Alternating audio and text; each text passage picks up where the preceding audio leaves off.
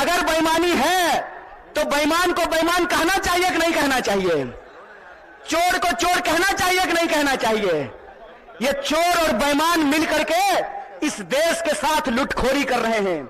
इसीलिए हम आप तमाम नौजवानों से अपील करना चाहते हैं कि एक तो हमको नौकरी नहीं देते हैं, दूसरा हमको शिक्षा नहीं देते हैं, तीसरा किसानों को उनके फसल का दाम नहीं देते हैं, चौथा मजदूरों को न्यूनतम मजदूरी नहीं देते हैं, और पांचवा इस देश की जो आधी आबादी है उसको समान जीने का अधिकार नहीं देते हैं। मैं पूछना चाहता हूं, डॉक्टर बाबा साहब भीमराव अंबेडकर ने संविधान बनाया, कांग्रेस पार्टी ने संविधान बनाया, और उस संविधान की ताकत यह है कि डीजीपी का वोट एक होता है ना?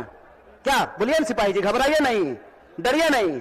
डीजीपी का वोट एक होता है ना, और आपका भी वोट एक होता है, मुख्यमंत्री का भी वोट एक होता है, और रिक्शा चलाने वाले का भी वोट एक होता है, जूता सिलने वाले का भी वोट एक होता है। यह जो वोट का अधिकार है, इस वोट के अधिकार का हमको इस्तेमाल करना पड़ेगा।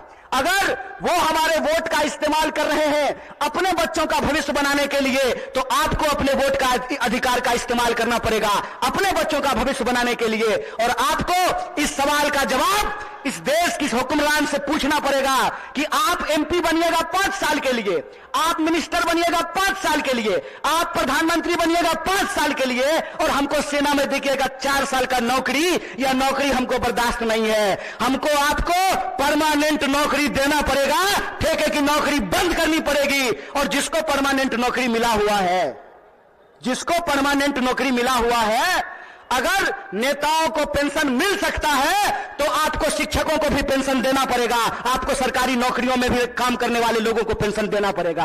अगर इस देश के पूंजीपतियों का 12 लाख करोड़ कर्जा माफ किया जा सकता है तो आपको किसानों का कर्जा माफ करना पड़ेगा, उनके फसल का पूरा दाम देना पड़ेगा। अगर इस देश में सबको न्यूनतम मजदूरी मिल सकती है तो हम कहते हैं कि मजदूरों को भी न्यूनतम मजदूरी देना पड़ेगा। रोज बरोज नया जो है ड्रामा गढ़ करके लोगों का अधिकार ये छीन रहे हैं। आप लोग वो जादूगरी देखे हैं ना, कि जादूगर इधर से कहेगा गिली गिली पम पम छू, और पॉकेट से कबूतर निकाल देगा। टीवी आजकल हमारे साथ वही कर रही है।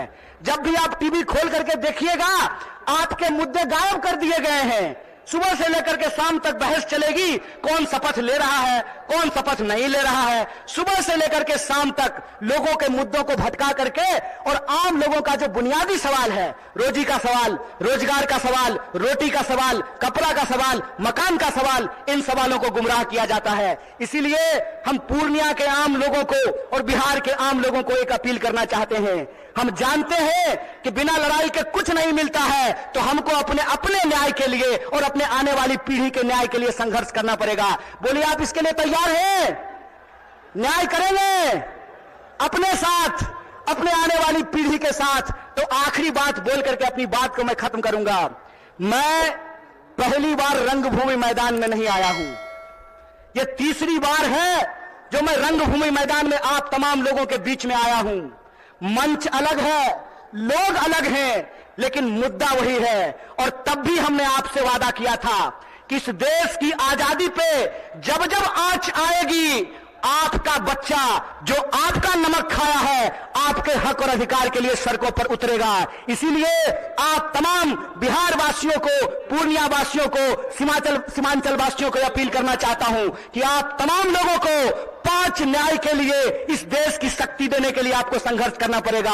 और इस संघर्ष में अगर हम संघर्ष करेंगे तो जरूर जीतेंगे। इन्हीं शब्दों के साथ अपनी बात को खत्म करूंगा। शुक्रिया। इनकलाब जिंदाबाद। जय हिंद,